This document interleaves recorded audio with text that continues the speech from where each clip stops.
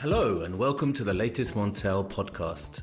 Today we're in Paris, and joining me, Richard Sverrisson, News Editor Europe, is Chris Eales, Editor France.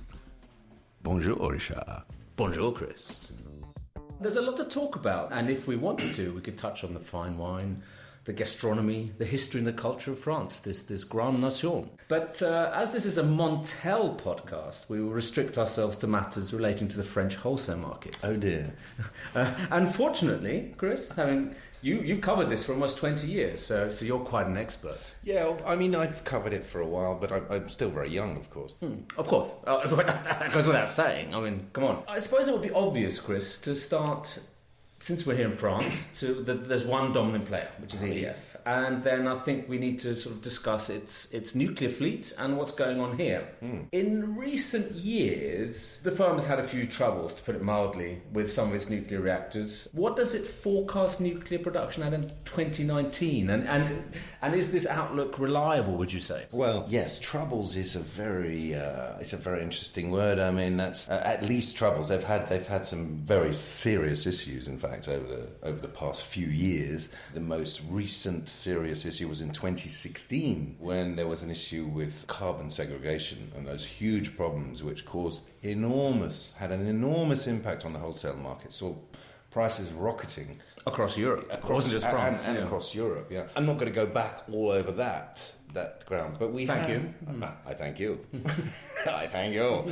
I could go back over that ground, of course, but carbon segregation is not that sexy, I suppose. EDF has actually recovered slightly since then, even though the nuclear fleet has. I mean, EDF, or as EDF as a company, you're saying? No, sorry, I'm talking only about nuclear production. Nuclear production has improved since it hit a 17-year low in 2016, due to these carbon segregation issues. And then there was another issue at Tristan in recent years as well. That was the end of last year. 2017, when I say last year... That also caused a lot of market jitters, didn't it? Yeah, of course. That, again, freaked out the market quite considerably once again. But you don't just order the closure of, I think it was 4 reactors, staggered closure, but it's very unusual for a safety authority to do that, and that's what they did at Tristan. They did it almost overnight, didn't they? They did, that's right, overnight. I mean, it was possibly EDF's worst nightmare. We are, since then,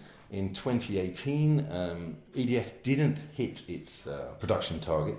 They were just short of it. They ended up with 393 terawatt hours, I think, if my memory is correct, which it often is. Or not. Matter of debate. So, we were at 393 last year, which was up from the year 393 terawatt hours. Terawatt hours, yeah. And that was up from the previous year, as you're saying, and up again from 2016. That's right, yeah. So what are EDF predicting for this year? Now, for this year, they're predicting 395, so it's pretty stable, actually, is their prediction. However, you have to take these forecasts in context. Or with a pinch of salt. You could, or a mountain of sand, or with a glass of rouge. Yes, indeed, you could, and so you should maybe. Why wouldn't you? Is the question, or a little bit of pâté, or a little bit of camembert, cheese. Yeah, cheese. This is the country of cheese. As we said in the intro. Did we? Yes, we did. We did touch on that. But let's get back to nuclear output, Chris. Yes, nuclear output. How could we get away from it? Well, exactly. That is the core issue. It is the core issue. Now, getting back to nuclear output. So we've said the situation is improving, which it is, clearly. But in terms of their estimates, they tend to change their estimates towards the end of the year. So they change their estimates for the upcoming year right at the end of the previous year. It's very strange. So which means that in fact the 395 target is quite modest, actually. In earlier years they were hoping that they would hit 420, something like that. That was the kind of figure they were looking at. And so they've actually, even though it represents an increase on last year, if they hit that target, in general terms, and looking at the history, they're actually bringing down their targets. And the reason they're doing this, there are several reasons. They have scheduled outages, and the scheduled outages they have this year concern the so-called 10-year visits. This is not a visit to... It's not a man in a white overcoat visiting a plant. Well, it is, actually. Or several. There may be several people in white overcoats coming to see people. That's always possible at any time. But yes, no, inspections do... I'm not sure if the inspectors wear white overcoats, although you would hope they did, because otherwise they could be mistaken for, I don't know, EDF directors, chairman of the board, Montel journalists. I don't know. Well, we don't want that, do we? Men in white coats will be turning up at several reactors this year to conduct what are known as 10-year inspections. These happen once every 10 years, and they are designed to determine whether a reactor is fit to carry on running for the next 10 years. That's how it works in France. Despite what you may have heard, there is no official limit to the lifetime of a reactor in France. So they can turn up, in their white coats and decide, okay, this reactor is fit for purpose for another 10 years. And they don't need to turn up for another 10 years. Well, they do regular maintenance and annual maintenance outages where they do refueling, so they're supposed to be updating all the time. But there is this thing called the 10-year visit, which is designed as the important moment. In a way, it's the important moment, and it's key because... why is it important now? I mean, what impact could it have on... what could these men in white coats determine now? These men in white coats, why are they so important? They're so important because French policy hinges on their decisions, in a way. Now, what is French policy when it comes to extending the lifetime of reactors? Well, France's policy is actually to extend reactors. That's really what's come out in the PPE, which is the French roadmap, energy roadmap, which sets out the energy, including nuclear, path for the next 10 years. And what they've said... So it's cheaper to extend the life than, obviously, to build new ones, or maybe even build renewables, which is happening elsewhere in Europe. But that's another topic maybe we'll return to at a later time. Just to complete this, what's important about these reactor extensions and 10-year visits? If they get the okay... then they can go ahead and extend those, and that's the policy. That's actually French policy. Even before they know whether they will be allowed to extend these reactors, that's French policy. One expert has told us that concerns about 44 to 46 reactor extensions. France has said, Emmanuel Macron. I don't know whether you've heard of him. He's the president of France. I've heard him mentioned once or twice over the past sort of 6 months. Yes, yeah, he's still the president of France, and quite hanging on by a he's hanging on by his tie. Yes. Anyway... that's why he's taking it off. Yes, that must be the reason why he's taking it off. That's true, yes. Nothing to do with 20 degrees temperatures in February. So he announced earlier this year, in fact, I think it was in January, that there would be 14 closures of French reactors by 2035. That implies, because there are 58 reactors in total, that implies that you're going to have massive extensions, because if you only close 14 out of 58, you're left with 44. So your maths is very good, Chris. Yeah, well, I'd like to think so. Thank you very much, Richard. Yeah, you're welcome. I never thought I'd hear you say that. Yeah, well, okay. We have our moments.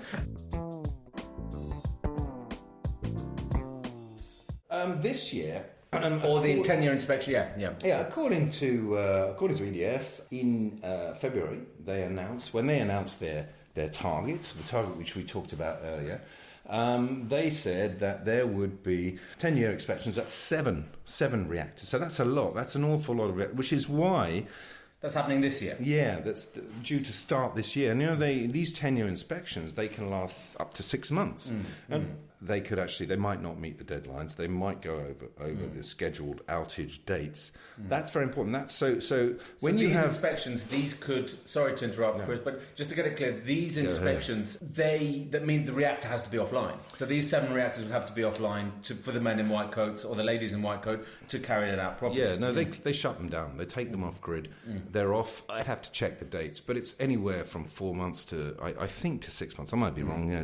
Don't hang me or shoot me if that's not true. Problem is, of course, when you have such a lengthy outage with so much work to do, then you sometimes overestimate, or likely underestimate the work that needs to be done. And EDF have warned actually that there are likely to be changes. Okay, so which of these 7 reactors are they? The exact details are available on RTE's website, so we can... The TSO RTE. Yeah, the TSO, French TSO RTE website, you can find out which ones are due off. But we know that I think there are 7 planned 10-year outages, and that 2 of those outages will be first of a kind. In other words, if these are outages which occur, we are checking for reactors which have going into their 40 years. These are not young spring chickens. No, unlike us. Of course. So we're talking about Tricastin and Choux, which is not a vegetable. Choux in French is cauliflower, I think. It's chou-fleur, isn't it? Chou-fleur. Oh, yeah, chou-fleur. You're the guy who lives in France, obviously, so you're the expert. So given the problems at certain plants in 2017 and 18, what can we expect this year? Can we expect a repeat of the issues at Tricastin? I mean, we obviously don't know, but are there any particular reactors or plants that are susceptible, or to lengthy outages or to lengthy inspections by our chaps or chapesses in the white coats? Yeah, I mean the white coats will be everywhere this year, so watch out for them. Don't let them in if they knock on your door. Well, it's very difficult to say which reactors might be affected. I don't think anyone can say that, but I think what you can get away with saying is that all the reactors are potentially in danger. In fact, because of the age of these reactors, they're really pushing on. They're possibly almost as old as you are, Richard. No, I think they're not. As you mentioned, they're over 40, so I'm still in much below that. So, I mean, we've heard anecdotal evidence, haven't we, that, for example, the piping has been at some of the reactors, I think it was Tricastin, has almost rusted away. That's maybe externally. So that's a sign that they're not getting any younger. Yeah, I think they were classic aging signs, and I think Montel, we ran a few stories based on evidence gathered by people on site, workers on the site, union contacts. I spoke to workers on the site who told me that the conditions were appalling. These kind of basic piping and things were falling apart, rusting. It was a bit of a joke. So you have these issues which are really clear examples of aging of materials. And not only that, you have a situation where what we're hearing more and more of, in fact, is that inside plants there is a rush to get work done using the minimum amount of money. I mean, basically, that's corners are being cut potentially. Well, I mean, that possibly. I don't want to make allegations, but what we hear is that there's the pressure on staff and workers at nuclear power plants to get these jobs done fast is immense. And this includes subcontractors as well, not just EDF staff, subcontract staff who do the big maintenance work, in fact.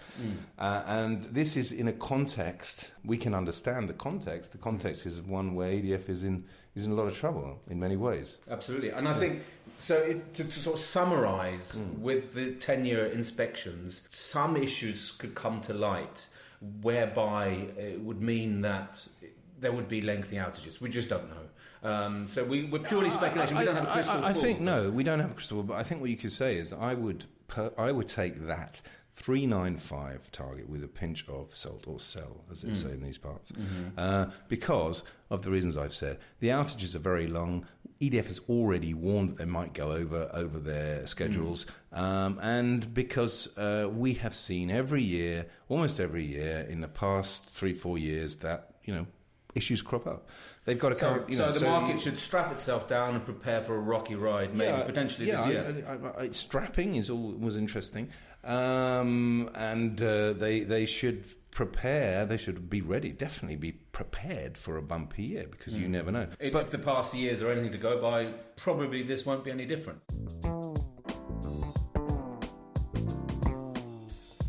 Jean-Bernard Lévy, the CEO of EDF, who you tried to speak to recently, who didn't really want to say much to you.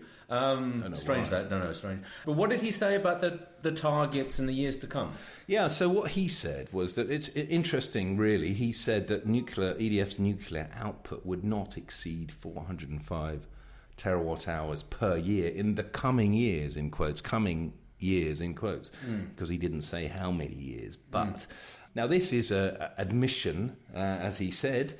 Our objective a few years ago was 420 terawatt hours, but in the next years we will not produce more than 405 because of scheduled plant outages. There we have an admission that's quite interesting that gives you an indication of what they're thinking. Okay, and very interesting, Chris. But there's still an ongoing investigation that's happening in parallel to this, which is the Le Crusoe, or the Inspector Clouseau. Le Clouseau. Exactly. So what's I think there may be a berm in this room. But yes, getting away from tacky Pink Panther gags, Chris. But I think they're tacky. No, they're not tacky. They were funny, but they were just showing your age a bit. But what's happening with the investigation? Where do we stand? Well, yeah, I mean, actually, the Clouseau investigation goes on, but the latest news we have.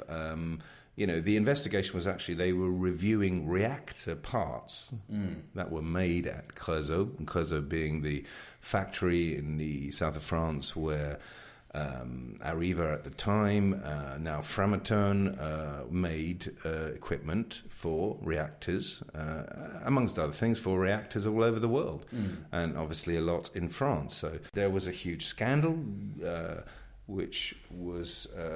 this is fraud on a large scale. Yeah, millions of documents that they're going to go through and find some falsifications, etc. Yeah, they were... the allegations. The allegations were that they falsified... they made up the results of tests. That's what they did. So it was decided that an investigation of all of the reactor files, in other words, whatever came out of that factory and went into EDF's reactors, needed to be checked again. Even if it had the correct paperwork, because some of this paperwork had been shown to be false, there'd been fraud, they had to double check, and that meant going through millions and millions of... Now, according to EDF, they've actually gone through the files related to reactor equipment, and I think they have. I'm not quite sure at this time whether they've cleared all of the reactors, but they may well have looked at all the files. We're still waiting to see whether we have got the all clear. But I think EDF's mentality at the moment is definitely that this Creusot scandal is behind them. Actually, okay. Yeah. Potentially, there could be some issues here. There could be some surprises. There's always room for surprises. I mean, only very recently, ASN, the French Nuclear Safety Authority, rapped EDF on the knuckles and said, "Look, for the EPR, the European pressurized reactor that they are building in Flamanville."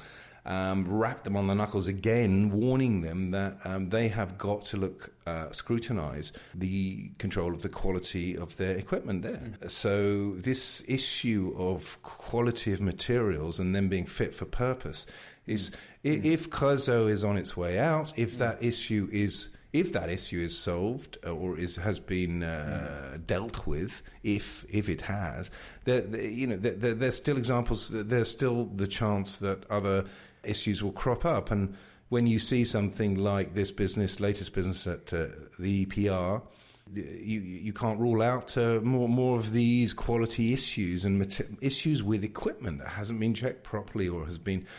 I'm not suggesting that any equipment has been data has been falsified at the EPR. No one's making that accusation. But you have to keep your eyes open and your ears open, and we certainly will be, because after the Creusot affair, nothing, anything can happen.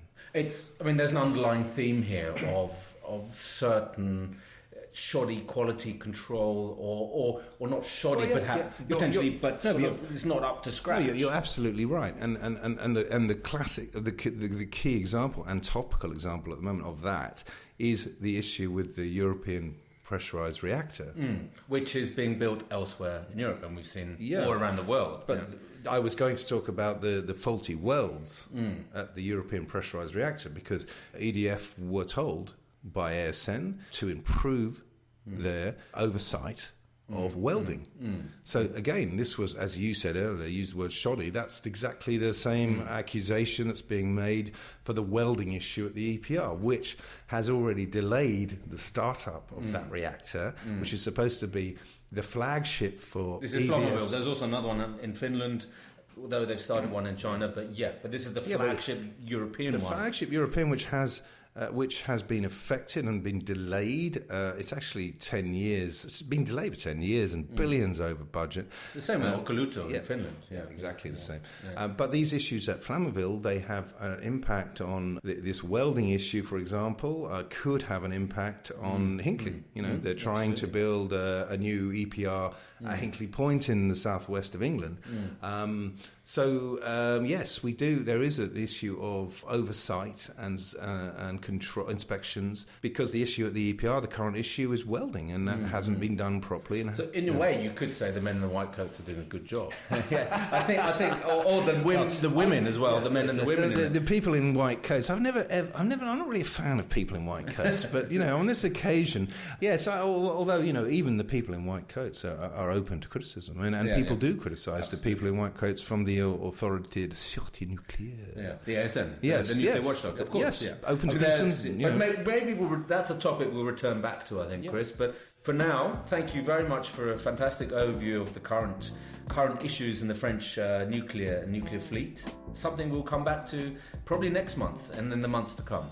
So it's au revoir from Paris. Merci et à bientôt.